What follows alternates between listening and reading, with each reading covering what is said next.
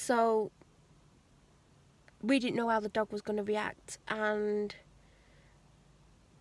basically the male paramedic was like, oh, and he was like talking to us like, what's the name, and he went and put her in the kitchen, because obviously you don't know how animals are going to react. If they think their owner's in danger, they're going to try and protect them.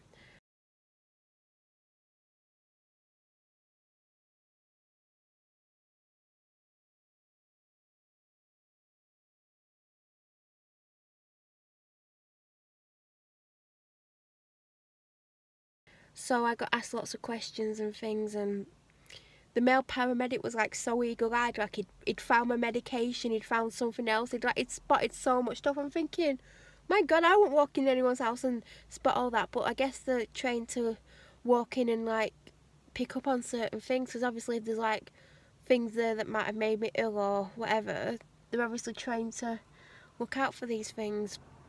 So I got put back, I wasn't even in it. I got put in the back of the ambulance and put on gas and air. At one point she did tell me to take a break from it, because I did go all funny, and honestly, like, I was strapped in, but literally if I weren't, I probably would have fallen to the floor, because I'd literally had a lot in, like, I did not let up on it at one point just because of the pain. If you've never had gas and air, you feel a cross between drunk and sick and dizzy, and because I was already nauseous, it probably wasn't the best thing. So basically got to hospital, got seen straight away obviously because I went in an ambulance, then got dumped in a cubicle which I was in for hours, and then eventually saw a doctor, and then I got a chest x-ray. Even though there was nothing wrong with my chest, they just seemed to always give me a chest x-ray. I can't even keep hold of my phone because my arm's killing. But then I got told I was being admitted because I have such a severe infection in my body. It would have been dangerous not to, but I had this infection last time I was in, and because they couldn't pinpoint an area because I didn't have pain in any areas, but I did have pain in a certain area, and they couldn't do anything at the time, so I've been walking around with an infection for 6 to 8 weeks, if not longer, which is not good. So then they started treatment on me, and I'm in this cubicle, and everyone looks in as they walk past, and it was uncomfortable. And then I'm sat on this bed with the back up, so I couldn't lie down, and I was trying to go to sleep because I was exhausted. Eventually I was able to go to sleep because I literally, and I don't know how I managed to do this, I managed to like move myself all the way down the bed with all these wires attached, including I constantly had on the blood pressure monitor and the heart rate thing, and then release the side. Then I could get off the bed and walk round to the back of the bed and lower it, then get back on the bed. It was a lot of hard work just to basically get the bed to lie down. Then I lie down and I'm absolutely frozen. I literally still am frozen all this time later, like 12 hours later, well 24 hours later actually, not 12. And fell asleep for a little while. Then all of a sudden someone starts kicking off because he wanted some really strong medication, and they basically weren't going to give him this really strong medication, and it all kicked off, and I didn't even open my eyes. I was just like, I can't even deal with this. People are here sick and he's just like kicking off.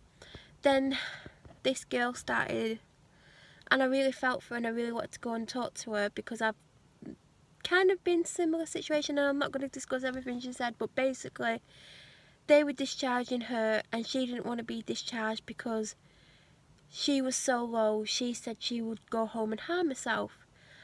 And the thing that I found hard, and even now find hard, is she stood there and told the doctor she was going to go home and harm herself, and that doctor still discharged her.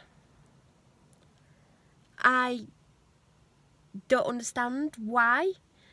Like, I know hospitals are busy, and it wasn't that busy at that point, but I know they're busy and all that, but she literally, and I could hear her, said, if you send me home, I'm going to self-harm, I'm going to hurt myself, I don't want to go home the way I'm feeling. And they're like, you've got to go home, we're discharging you.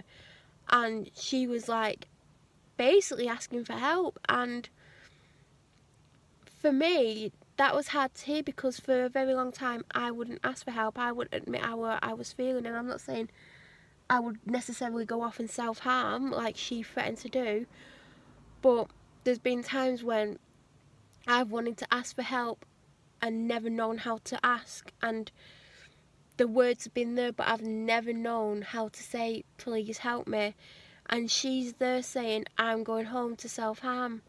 I wanted to go and speak to her, not one depressed person to another, but to give her the advice that they weren't giving her. They weren't giving her phone numbers of people like the crisis line, Samaritans, and there's loads of others, because I looked them up yesterday, because if I didn't end up in hospital with my physical health, I was going to ring about someone to speak about how I was feeling, not because I was going to harm myself, but I was in a very bad place, and being at hospital actually made me worse at night, not once things got sorted. But they weren't giving her these numbers, and I'm just sat there thinking, why, they're like, why are you not helping her? And like, it was getting a bit irate, and she was getting really upset, and I'm like, I just felt powerless, and I just sat there waiting for the doctors to like give us some time, because they were still sorting her paperwork out, and I thought as soon as they disappear, I'm somehow going to try and get her attention. And I feel really bad, because I actually fell asleep, and when I woke up, because my nurse kept coming in and like yanking my arm, because I kept bending my arm and then the medication weren't going in, and I was like listening out for her, and someone else was in there, so obviously she'd been discharged, and I just hoped that she hadn't gone home and hurt herself or done something that there was no coming back from. But it was hard for me when they weren't giving her the numbers that she should have been given. And I've been there and I've not been given numbers. I've been given the crisis team number, but there's so many other people to ring, and like maybe they should print up some leaflets or something, but I was just there like wanting to speak to her, because I didn't want her to get in a cycle. Like, I'm kind of trapped in a cycle at the moment with how I feel. It's going round and round, and I'm trying to break that cycle, and I felt I could give her some tips of what to do, because I don't know, I just felt bad about not being there or able to get up and go and speak to her.